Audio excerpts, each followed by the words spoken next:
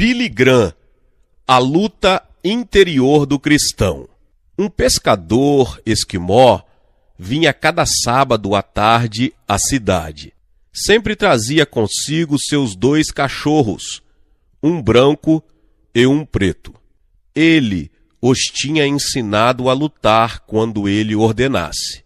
Cada sábado, na praça da cidade, o povo se ajuntava e o pescador fazia apostas, enquanto os 2 cachorros brigavam. Às vezes, ganhava o cachorro branco, às vezes o preto, mas o pescador sempre ganhava as apostas. Seus amigos começaram a lhe perguntar como ele fazia isto. Ele disse: "Deixo um passar fome durante a semana, e só dou comida para o que eu quero que ganhe. O cachorro que está bem alimentado ganha, porque está mais forte." Uma natureza ou 2? Essa história dos 2 cachorros é muito apropriada para nos ensinar algo sobre a luta que se desenvolve no interior da pessoa que nasceu de novo. Temos dentro de nós 2 naturezas que lutam para ter o domínio. Qual delas vai vencer? Depende de qual alimentamos. Se alimentarmos nossa vida espiritual e dermos permissão ao Espírito de nos revestir com poder, ele nos dirigirá. Se matarmos nossa natureza espiritual e em seu lugar alimentarmos a natureza velha e pecaminosa, a carne dominará. Cada cristão pode se identificar com o apóstolo Paulo, quando ele diz: "Porque nem mesmo compreendo o meu próprio modo de agir, pois não faço o que prefiro, e sim o que detesto. Então, do querer fazer o bem, encontro a lei de que o mal reside em mim. Mas vejo nos meus membros outra lei que, guerreando contra a lei da minha mente, me faz prisioneiro da lei do pecado que está nos meus membros." Romanos 7, 15, 21 e 23. De tempos em tempos, algum crente jovem me diz: "Desde que me tornei cristão, tenho tido lutas internas como nunca antes. Eu nunca sabia que era um pecador tão grande. E antigamente eu não tinha tanta vontade de pecar. Eu sei que Deus me tinha salvo dos meus pecados." De certa forma, devemos ser gratos por essa situação, por mais estranho que isso possa parecer, porque isto é uma prova de que o Espírito Santo entrou em nossa vida e está trazendo luz às trevas do pecado. Está fazendo nossa consciência ficar sensível ao pecado. Está despertando em nós um desejo novo de ser puros e livres de pecado diante de Deus. Os velhos pecados estavam lá também antes. As velhas tentações tinham a mesma força antes também, mas não nos pareciam tão más. Agora, o Espírito Santo entrou em nossa vida. Somos uma pessoa nova, regenerada por este mesmo Espírito, e agora tudo tem outra aparência. A luta interna. Agora você sabe do problema principal na vida do cristão, a luta contra o pecado.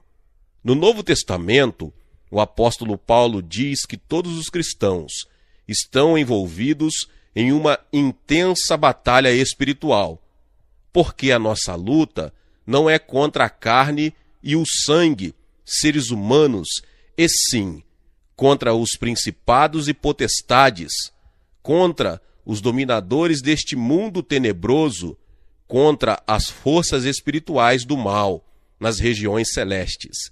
Efésios 6:12. Forças espirituais externas estão agindo neste mundo, tentando nos manter longe de Deus e de sua vontade.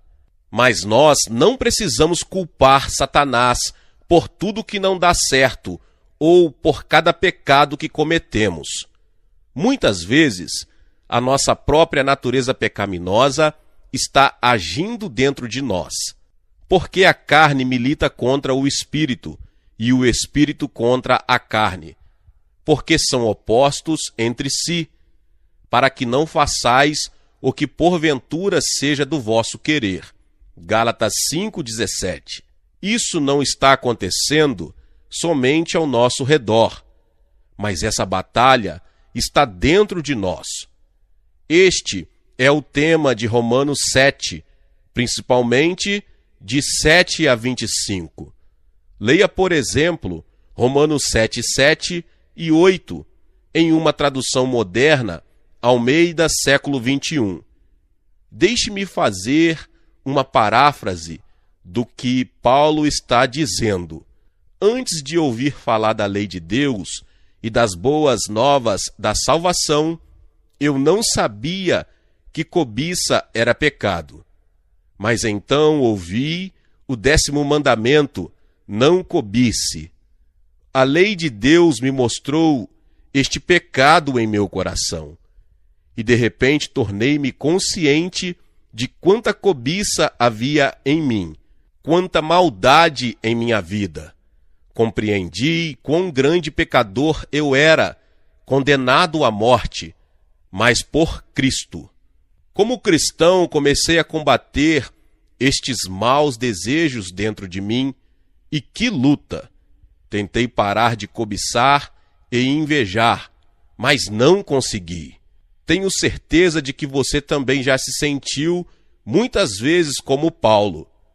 Talvez o seu pecado seja desejos sexuais errados, orgulho, glutonaria, preguiça ou raiva, ou qualquer outro pecado que tenazmente nos assedia. Hebreus 12:1. A luta interna é a mesma. Às vezes você chega à mesma conclusão que Paulo em Romanos 7, do 22 ao 24, que citei acima. Mas não pare aqui. Observe a última frase de Paulo, versículo 25, e Romanos 8:2. Na carta original de Paulo, não havia divisões de capítulos. Graças a Deus por Jesus Cristo, nosso Senhor, porque a lei do Espírito da vida, em Cristo Jesus, te livrou da lei do pecado e da morte. Um grande santo disse há muitos anos: o pecado não reina mais, mas ainda luta. Horatius Bonar foi um teólogo brilhante, um grande santo, um pastor cheio de bondade. Morreu com a idade de 33 anos, mas não sem que antes um grande avivamento irrompesse em sua igreja na Escócia.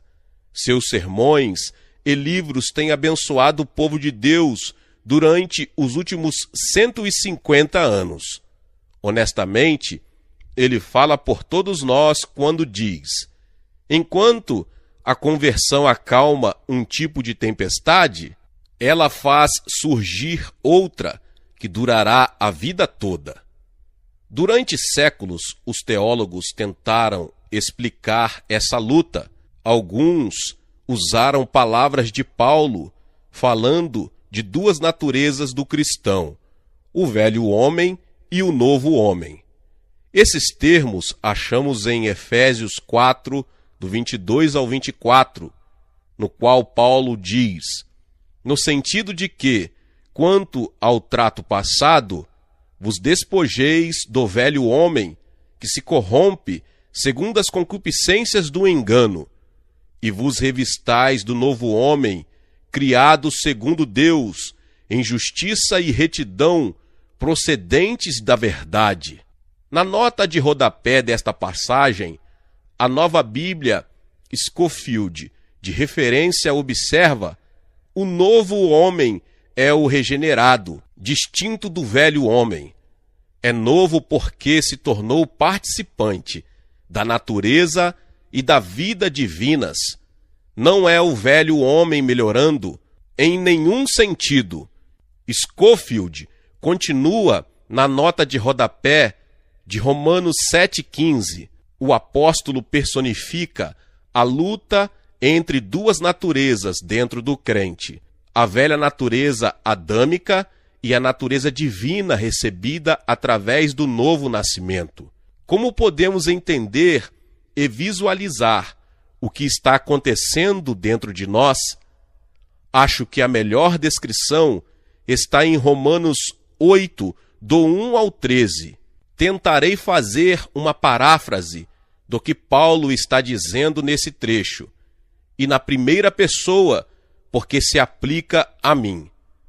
Eu nasci em pecado, durante anos o pecado me controlou e eu não o sabia. Eu estava literalmente morto em delitos e pecados. Efésios 2:1. E então ouvi a palavra de Deus, a lei e o evangelho. Vi meus pecados pela primeira vez e senti que estava condenado. Aceitei a Cristo.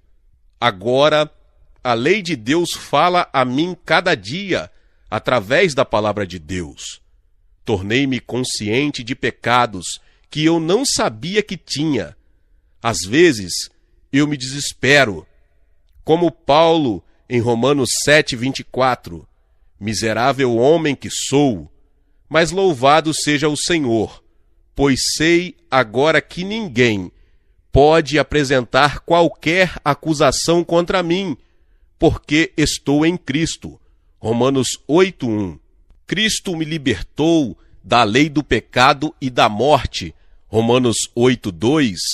Eu ainda sou a mesma pessoa, com a velha personalidade e natureza pecaminosas, hábitos nefastos que ficaram fortes nos tantos anos em que ainda não era crente.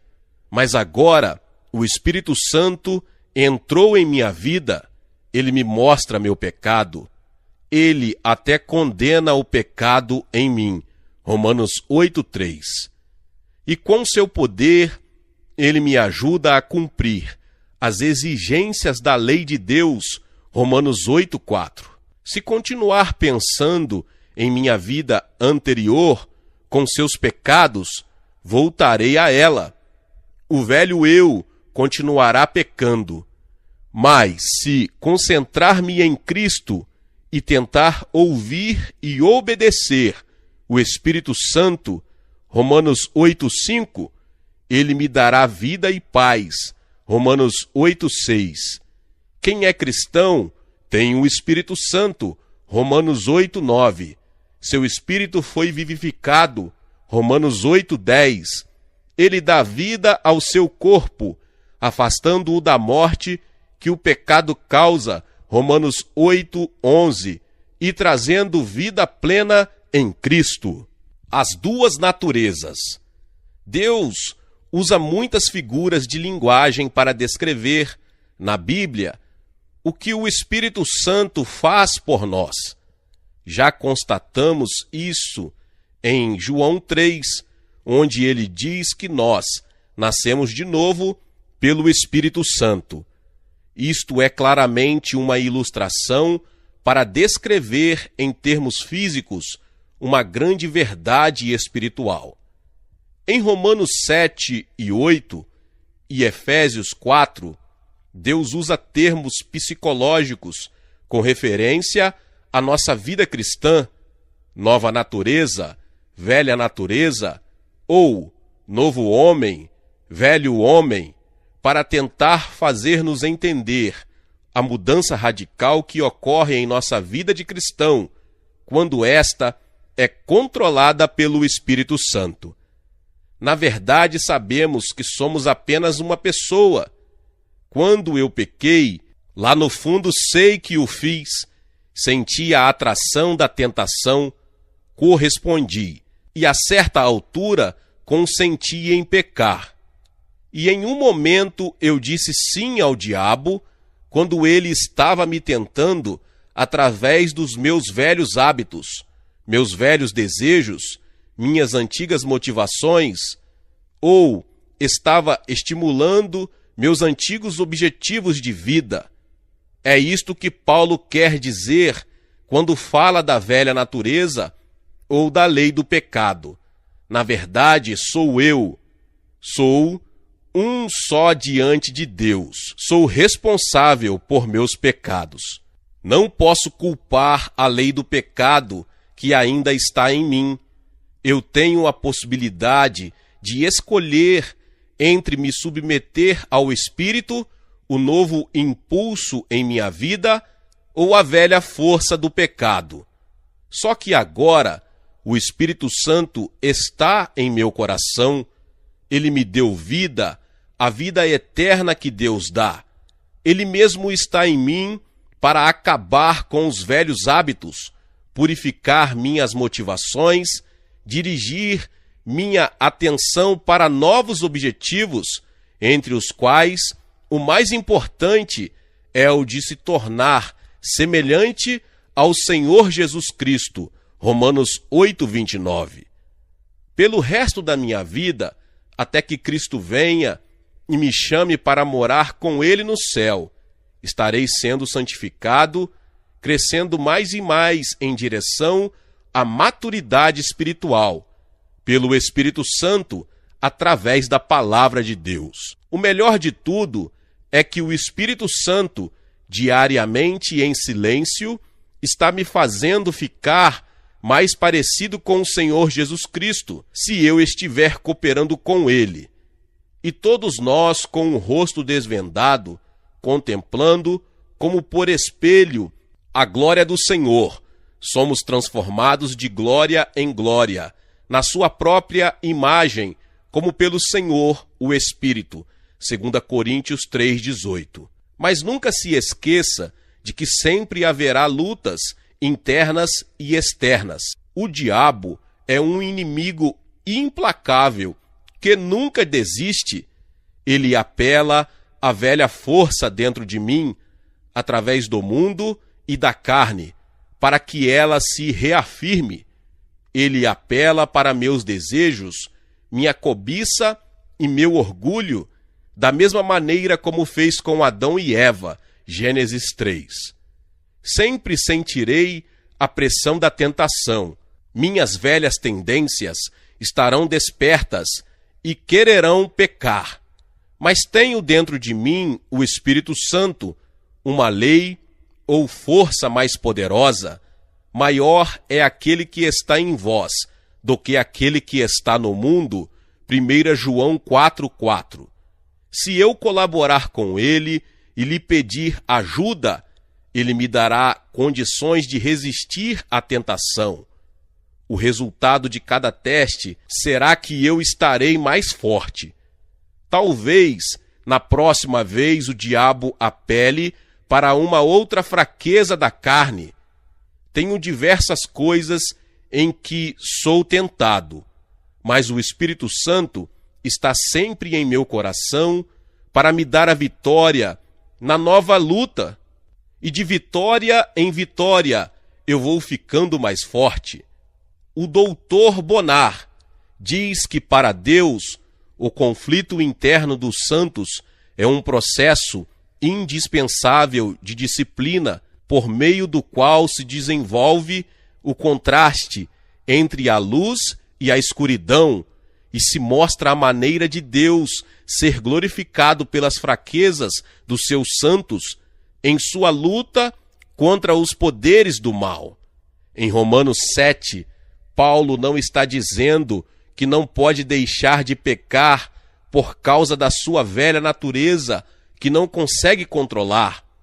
Ele está descrevendo a luta que todos nós temos de travar e dizendo-nos que podemos obter a vitória em Cristo pelo poder do seu Santo Espírito que vive em nós. Romanos 8:4. Santificação. A palavra santificação vem de um termo grego que significa estar separado ou ser posto à parte com um propósito. Paulo diz que o crente foi santificado pelo Espírito Santo. Romanos 15:16. escreveu aos coríntios que eles, santificados, são chamados para ser santos. 1 Coríntios 1:2. Nós, cristãos, devemos ser progressivamente santificados ou justificados em santidade, à medida que permanecemos diariamente em Cristo e obedecemos a sua palavra. Permanecer e obedecer são as chaves para uma vida dominada com sucesso pelo Espírito, tanto quanto somos do Espírito Santo, somos santificados. A questão nunca é quanto você ou eu temos do Espírito, mas quanto ele tem de nós. As Escrituras ensinam que a santificação é composta de 3 etapas.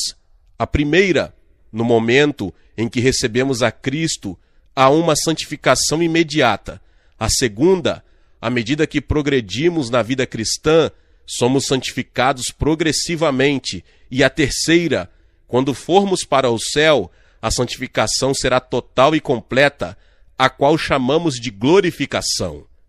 Um amigo nosso, que mora em uma das ilhas do Caribe, comprou as ruínas de uma velha mansão.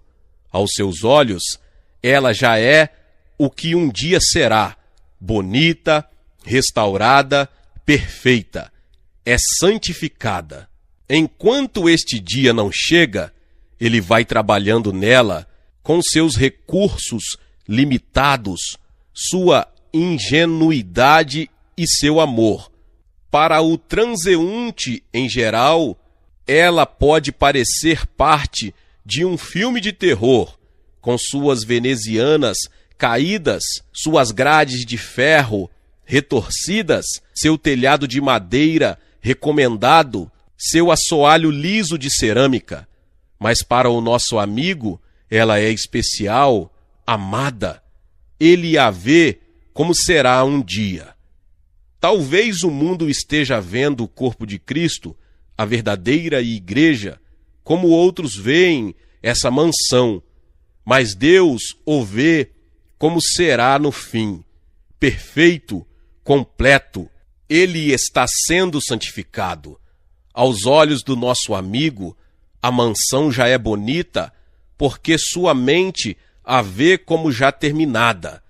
Trabalhando nela, ele a está restaurando, e quando terminar seu trabalho, a mansão será, na realidade, o que ele sempre esperava que ela seria.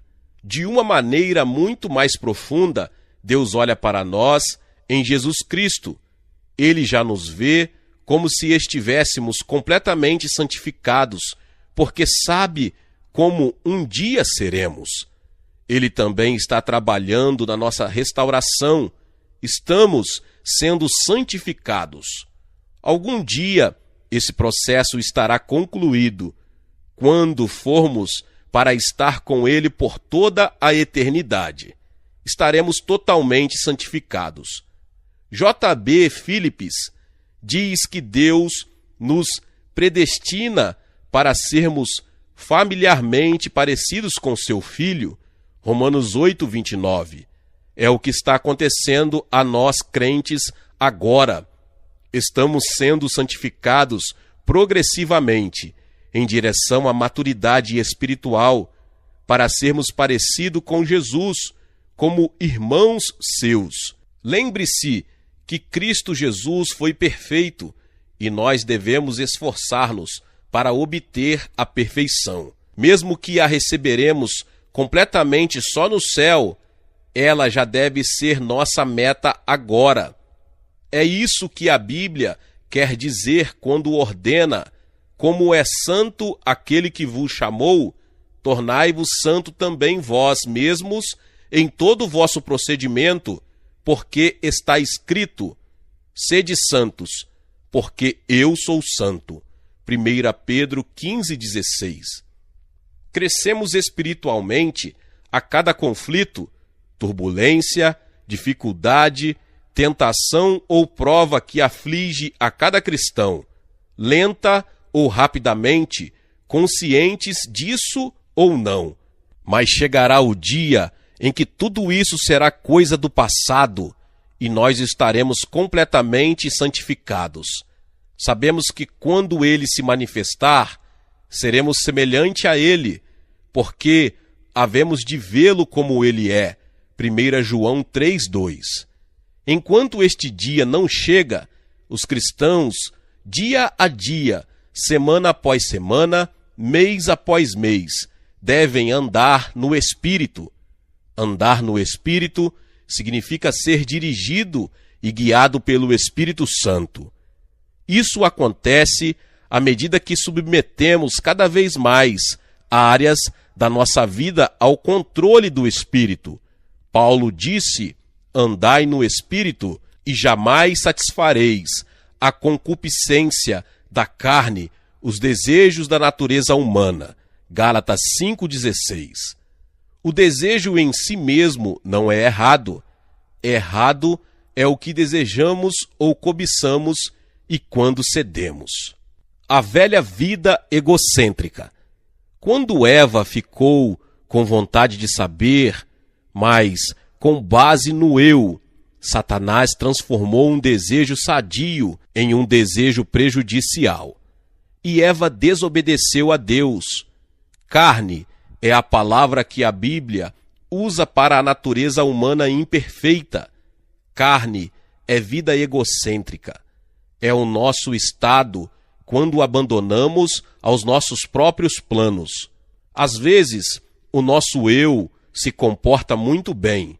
Pode fazer coisas boas, ter moral, ter padrões éticos extremamente elevados. Mas cedo ou tarde, o seu e o meu eu provarão que são egoístas.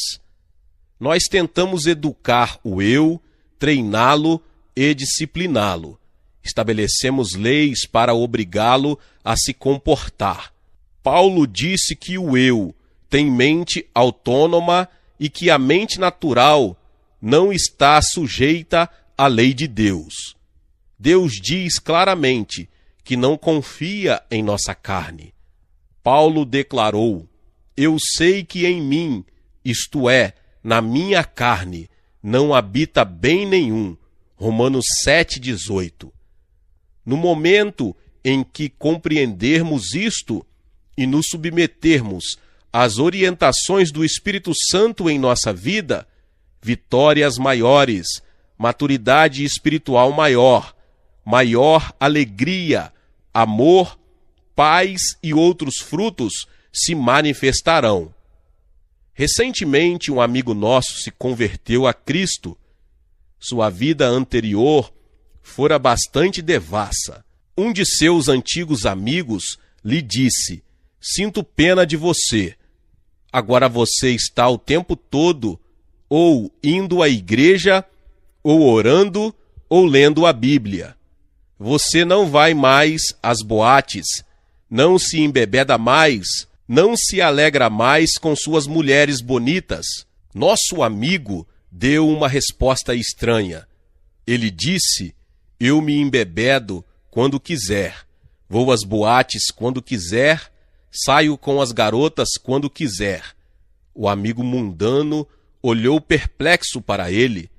Nosso amigo riu e disse: Jim, veja, o Senhor tirou o querer quando eu me converti e fez de mim uma nova pessoa em Cristo Jesus. Santo Agostinho disse certa vez: ame a Deus e viva como quiser. Se nós amarmos de fato a Deus, também quereremos fazer o que lhe agrada. É como diz o salmista em Salmos 37, deleita-te no Senhor e Ele te concederá o desejo do teu coração. Deleitar-se no Senhor altera os desejos. A guerra contra a carne. Se nós, como cristãos, tentarmos ser melhores ou bons, ou até mesmo aceitáveis a Deus por algum esforço humano, falharemos. Tudo que somos e temos vem através do Espírito Santo.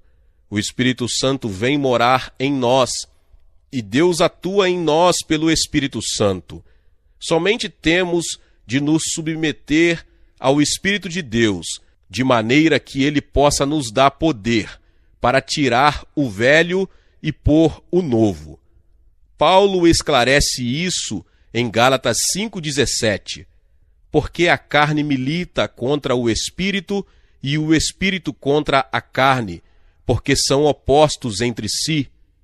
Isto dá uma ideia do verdadeiro conflito no coração de cada crente genuíno.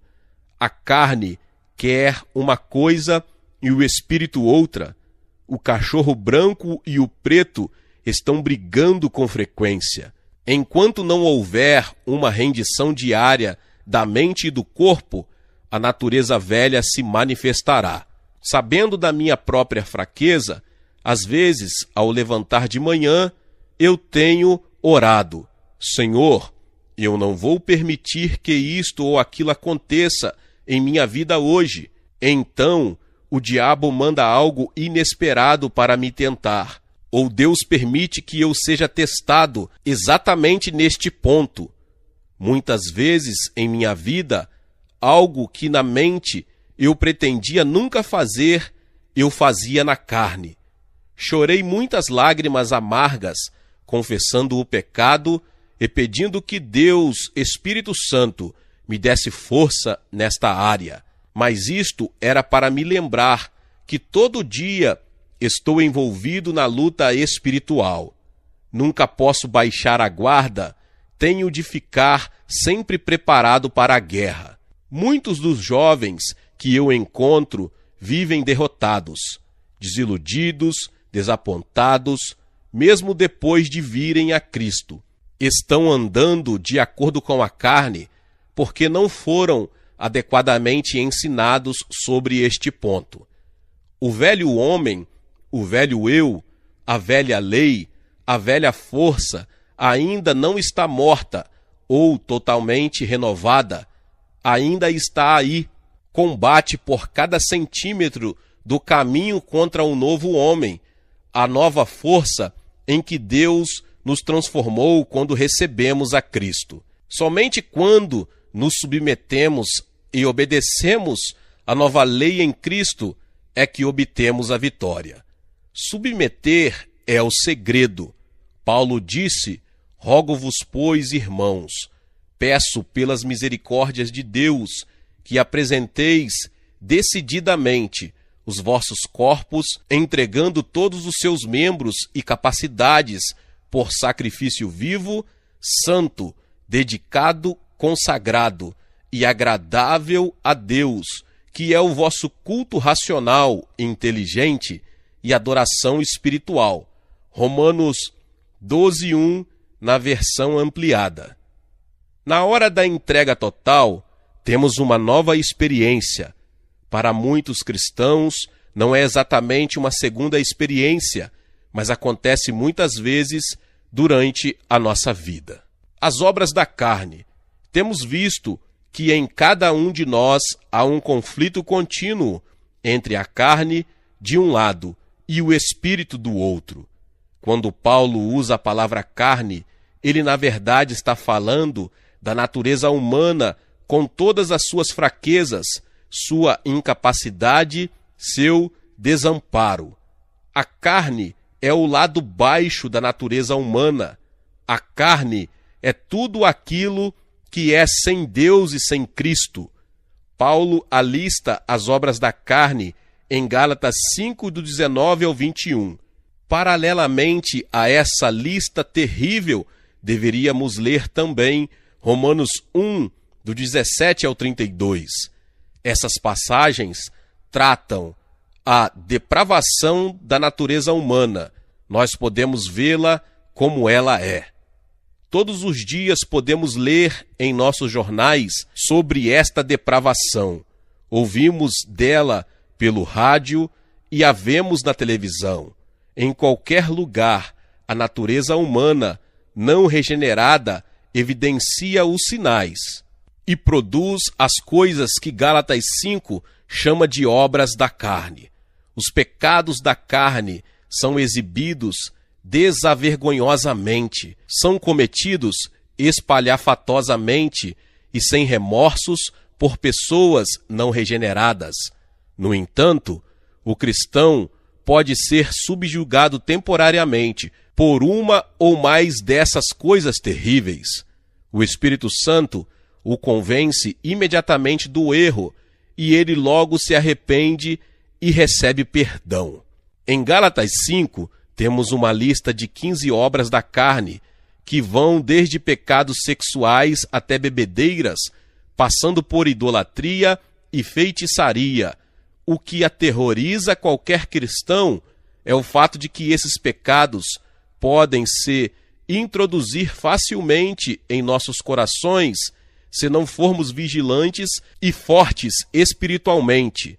Aquele, pois, que pensa estar em pé, veja que não caia, 1 Coríntios 10:12.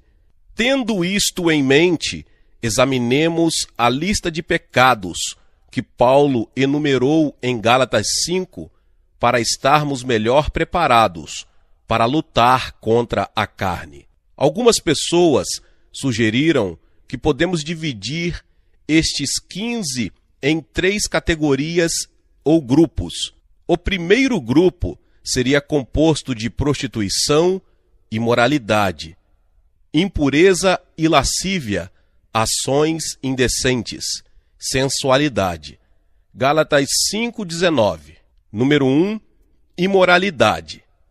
A palavra grega usada aqui é suficientemente abrangente para incluir todos os tipos de perversidade sexual e é, por acaso, a palavra porneia, da qual vem nossa palavra pornografia. Sexo antes do casamento, fora do casamento, sexo anormal, incesto, prostituição e, com certeza também, os pecados sexuais no coração e o que o apóstolo tem em mente aqui. 2. Impureza. A palavra grega sugere qualquer tipo de impureza em pensamentos ou ações. Pode até incluir desejos não naturais, a que Paulo alude em Romanos 1:24. Sem dúvida, abrange alguns dos filmes da atualidade, literatura pornográfica e imaginações perversas. William Barclay a compara com o pus de uma ferida aberta, uma árvore que nunca foi podada, areia que nunca foi peneirada. 3. Lascívia. Podemos traduzir esta palavra do grego como devassidão ou libertinagem. Pode significar mais que isto. Traz em si a ideia de despreocupada ausência de vergonha, ou mesmo de descarada impureza ou vício. A mesma palavra aparece em 2 Pedro 2:7, quando o apóstolo fala da licenciosidade de Sodoma e Gomorra. Significa pelo menos desejos e ações indecentes. O segundo grupo de obras da carne enumeradas por Paulo é este. Número 1, idolatria. O termo grego para idolatria significa adoração de deuses falsos, dos quais hoje em dia há muitos. Por implicação, nós incluímos nessa ideia tudo que se põe entre nós e Deus. Dinheiro pode se tornar um ídolo se nós o adoramos mais que a Deus. O prazer, ou mesmo um relacionamento com uma pessoa, qualquer que seja, também pode tornar-se ídolos se tomarem o lugar de Deus. Número 2, feitiçarias. A palavra grega aqui pode ser traduzida por bruxaria. A ideia principal é a do uso de poções e drogas mágicas. A palavra é farmaquia, de onde vem nossa palavra farmácia. Todas as escrituras condenam feitiçarias e bruxarias. E esse mal está se alastrando rapidamente pelas sociedades ocidentais. Os números são alarmantes. 3.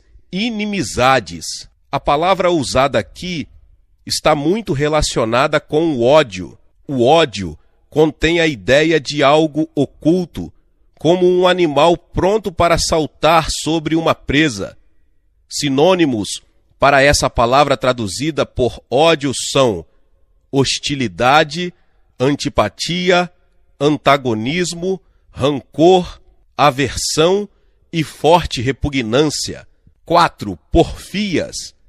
A palavra grega significa desarmonia, contendas, brigas, discussões, discórdia, lutas e disputas. Muitas igrejas são vítimas de discórdias internas que divide leigos de pastores e leigos de leigos.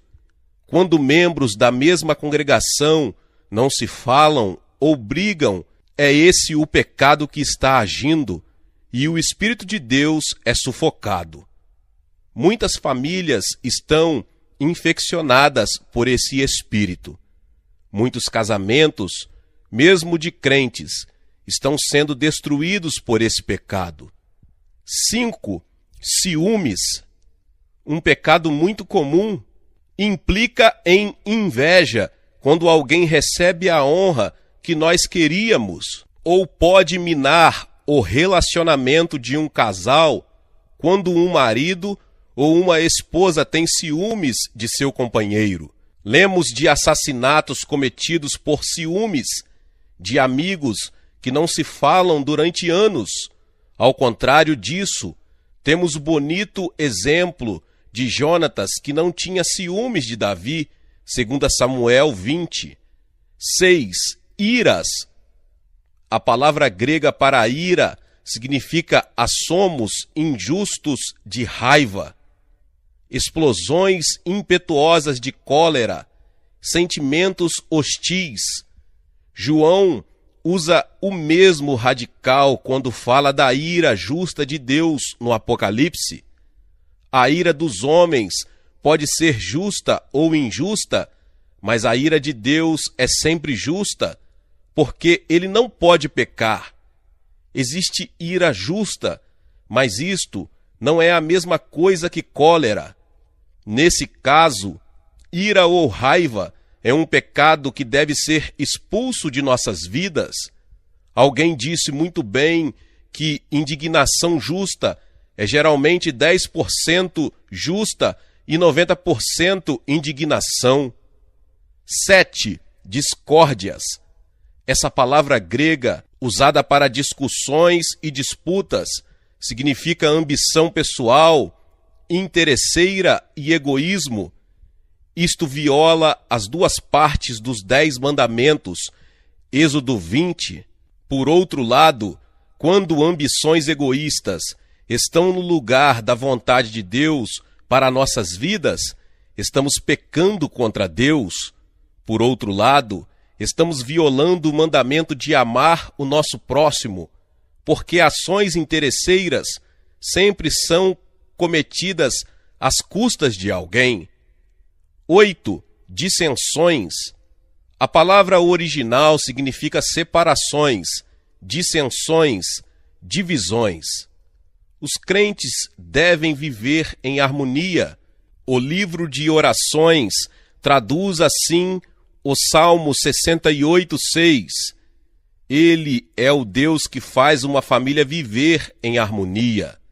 Sem princípios firmes, o respeito à palavra de Deus, discordâncias podem ser pecaminosas. Devemos lutar pela fé, mas mesmo nisto não devemos ser contenciosos. A verdade frequentemente divide, mas quando a verdade não está em questão, o povo de Deus deveria ser capaz de conviver em amor, pela graça do Espírito Santo. 9. Facções. A palavra grega, também traduzida por heresias, tem a ver com seitas e sectarismo. Significa escolher o mal ou ter opinião contrária à revelação de Deus nas Escrituras. A mesma palavra encontramos em 2 Pedro 2:1. Assim como no meio do povo surgiram falsos profetas, Assim também haverá entre vós falsos mestres, os quais introduzirão dissimuladamente heresias destruidoras, até ao ponto de renegarem o soberano Senhor que os resgatou, trazendo sobre si mesmos repentina destruição. Por isso, esse pecado é sério. Como se costuma dizer, o erro muitas vezes está plausivelmente vestido com a aparência externa da verdade. 10. Invejas. O termo grego significa ressentimento pelo mérito ou pela boa sorte do outro. Um espírito invejoso. Podemos invejar alguém por sua voz bonita, sua riqueza, sua posição superior ou sua capacidade atlética. Podemos invejar uma moça por sua beleza ou a posição de alguém num cargo público. A inveja já causou a queda de muitos cristãos. Geralmente, a inveja também envolve cobiça. Número 11. Bebedices. O termo grego quer dizer muita tolerância quanto a bebidas alcoólicas. O álcool tem sua utilidade medicinal, mas pode também tornar-se uma terrível droga. A maneira com que é usado em nosso mundo faz dele provavelmente um dos maiores males dos nossos dias. Nós mesmos nos causamos este mal, pois um homem toma um gole leva a outro gole, e o gole toma o homem. Nos tempos bíblicos não havia todos esses licores que conhecemos hoje. As bebidas alcoólicas atuais são muito mais perigosas que o vinho, que já era condenável quando tomado em excesso. Não podemos provar a abstinência ou a não abstinência pela Bíblia, mas tudo o que fazemos, devemos fazer para a glória de Deus. 1 Coríntios 10:31. Há muitos anos, tive um amigo cristão maravilhoso na Inglaterra. Era um homem de Deus que tinha um conhecimento bíblico profundo e andava sinceramente com Deus. Certa vez, almoçando em sua casa com alguns amigos, ele se levantou e disse: "Eu sirvo vinho à minha mesa para a glória de Deus. Eu sei que vocês não bebem vinho para a glória de Deus. Por isso aqui está um suco para vocês." E continuou: "Somos ensinados a respeitar a liberdade e a consciência dos outros." 12. Glutonarias. No grego, isto quer dizer orgias. Em Romanos 13:13 e 1 Pedro 4:3 está associado a sexo ilícito, embriaguez e outros males que nenhum cristão deve tolerar. Alguns de vocês que estão lendo esses parágrafos talvez estejam culpados de um desses pecados, ou talvez até de todos. Então nunca poderão entrar no reino do céu. A porta está fechada para sempre para vocês? Claro que não. A Bíblia diz que qualquer que se arrepende e crê recebe perdão. 1 João 1:9. Gálatas 5:21, no entanto, é uma das advertências mais sérias aos que acham que podem pecar para que a graça seja mais abundante. O apóstolo diz com firmeza: "Não herdarão o reino de Deus os que tais coisas praticam", isto é, as coisas relacionadas acima. Pessoas que praticam alguma coisa contida nesta lista estão violando a vontade de Deus para eles. Deus odeia tanto essas coisas que julgará os que as praticam. Pessoas que têm suas vidas caracterizadas por desvios da vontade de Deus como esses serão separados dele e ficarão perdidos na escuridão exterior. Destaquei aqui, uma por uma, as razões pelas quais milhões de ditos cristãos são exatamente somente isto, ditos. Nunca possuíram a Cristo. Suas vidas são caracterizadas pela carne. Dezenas de milhares nunca nasceram de novo, entrarão na eternidade, perdidos pensando que estão salvos porque pertencem a uma igreja ou foram batizados e etc. Mas há outra verdade aqui que não devemos esquecer. Hoje em dia, as pessoas praticam muitas destas coisas proibidas em nome da liberdade. O que não veem é que essas atividades, na verdade, escravizam os que se envolvem com elas. E quando a liberdade se transforma em licença, ela não está só mal interpretada. Os que a interpretam mal estão amarrados, perdendo a liberdade de que as Escrituras falam. A verdadeira liberdade não é liberdade para pecar, mas para não pecar. Outra verdade é que os que vivem na carne somente podem ser mudados pelo Espírito de Deus. É por isso que estamos precisando tão desesperadamente de um avivamento espiritual profundo hoje em dia. Não podemos fazer leis contra esses problemas. Não importa quantas leis são feitas ou quantas boas intenções existem. A velha natureza controla as pessoas que não estão em Cristo.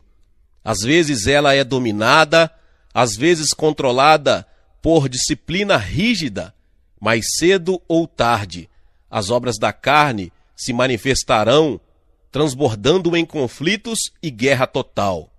Mas o cristão é nova criatura. Ele pode ser controlado pelo Espírito Santo e produzir o fruto do Espírito, que é todo um grupo de princípios que formam a nossa pessoa e poderiam, no fim das contas, produzir uma sociedade nova. Paulo diz: os que pertencem a Jesus Cristo crucificaram a natureza humana deles, junto com todas as suas paixões e desejos. Gálatas 5:24. Enquanto estava aqui na terra, nosso Senhor Jesus Cristo viveu como ser humano, foi tentado como todos os seres humanos, mas cumpriu toda a lei de Deus e obteve a vitória sobre a carne. Os que estão ligados com ele pela fé não estão mais sujeitos à carne, pelo menos em princípio. Paulo reconhece que essas velhas tendências carnais ainda querem nos fazer tropeçar, e temos de nos colocar sob a proteção do Espírito Santo quase a cada hora para obtermos vitória total e completa. As Escrituras não dizem: os que são cristãos deveriam crucificar a carne.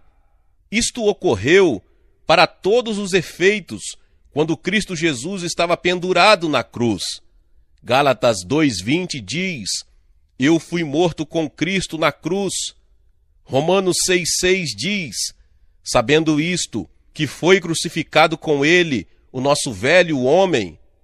É a ação completa, concluída, já que nós crentes já fomos crucificados, assim como já fomos salvos, agora se exige de nós que executemos esta crucificação na carne, não a alimentando.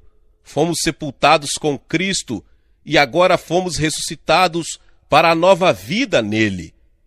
Muitas pessoas dizem: eu não posso viver uma vida nova como esta, eu não vou aguentar. Se dependesse de você e de mim, não poderíamos mesmo. O apóstolo Paulo diz: considerai-vos mortos para o pecado. Romanos 6:11. Disse também que o pecado não deve mais reinar em nossos corpos mortais. Isso significa que nós aceitamos pela fé o que Jesus fez por nós na cruz. Pela fé, nós entregamos nossas vidas total, completamente e sem reservas ao Espírito Santo. Cristo governa em nossos corações. Ninguém nem nada o poderá tirar de lá. O Espírito Santo produz o fruto do Espírito, mesmo querendo muitas vezes se manifestar. Às vezes conseguem. As obras da carne não governam, não nos controlam mais, não são mais hábito, não são mais costume. Nós fomos transformados por sua graça e agora vivemos a vida nova em Cristo. Isto só é possível se estivermos cheios do Espírito Santo, e é para este ponto importante que nos voltamos agora.